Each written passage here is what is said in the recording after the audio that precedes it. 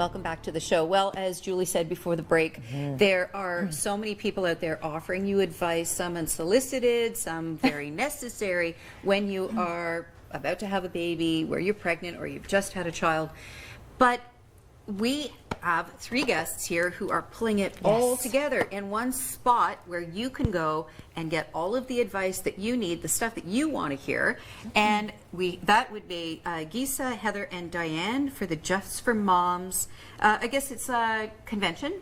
Workshop? Seminar. Yeah. Okay. Happening in Westboro. Welcome to the show. Thank you. Yeah. So what is the idea behind this?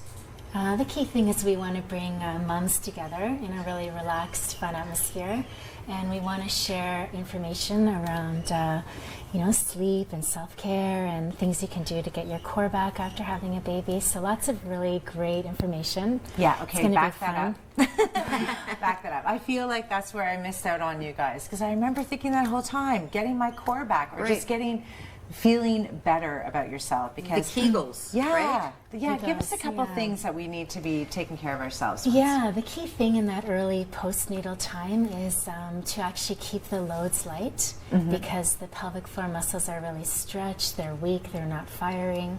So a lot of women we find are of course keen to get their bodies back, and they're keen to get back to the gym and boot camps and jogging, squats, lunges. So the key thing actually is to keep those loads really light to protect the floor. For example, not lifting anything heavier than your baby, if possible, during that first, say, 6 to 12 weeks. Okay. That's a big one. Also, not straining with bowel movements, because that puts a really big load through the pelvic floor as well. Yeah. And I feel too that I heard a stat just this week that new parents get on average 6 hours of sleep. Although I feel like mine was spaced out over every 2 hours. I would get 2 hours at a time, which was how much time between feeding and sleeping. What do we do for that? Yes. So as a pediatric sleep consultant, I work with babies from the newborn stage so that we can lay that healthy foundation for sleep. So a lot of tips that I'm giving new parents are to just simply separate the day from night, having a lot of darkness in the evening hours, and to divide the day into 12 hours. So keeping feedings in the baby's nursery, as opposed to bringing them out into the daylight, turning on a TV, right? I know that's what a lot of parents just... I think that was just to keep the parent awake. Yes, to keep the parent awake. Yes. So some strategies. Again, we're not expecting new babies to sleep through the night, but the great thing about our event is that we want to welcome all parents. So I work with children as well that are in school, and so there are. That's a big age group that I see between 3 and 5 years old.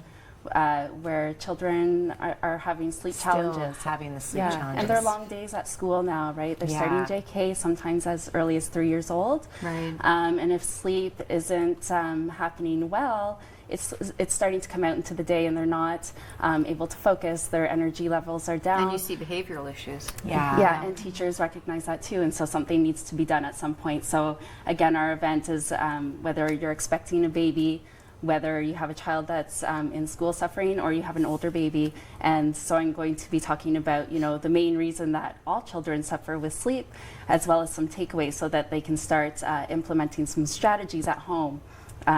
So when they leave the event, that they'll see where poor sleep is coming into play, and then what they need to do to help make it better.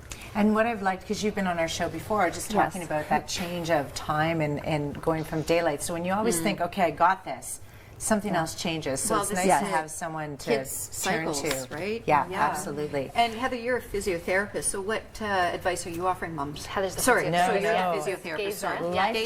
Life transitions coach. So it's sort of a big topic, but basically when you think of moms and everything that they go through, and yet at the end of the day they often feel like they're failing as moms, or they feel like they're supposed to be doing it all, and when in fact they're superhuman as far as I'm concerned, right? So it's it's really about coming back to a positive mind frame. And so I work with women in terms of their mindset, and to remind them that they're doing an incredible job, and what are the blocks in their way. So whether it's sleep, whether it's physical, so it'll be referring to other people, other professions, or it'll be working with their mindset and their mind frame around those blocks and how to overcome them. Now, we were talking before the show and just at the start of this segment about unsolicited advice. And we were talking about boundaries. So there's a lot of advice, there's a lot of noise out there, and while there's a lot of good information out there, it's sometimes too much, and then that's where self-doubt comes out, because people are telling them different advice, so it can be contradictory. And especially you've got a lot of family members that are really eager to help, but help really needs to be defined by the receiver. And so when the mom is not sure of what she's doing, she feels even worse. And so that advice, there needs to be boundaries around who's giving that advice, what that advice is.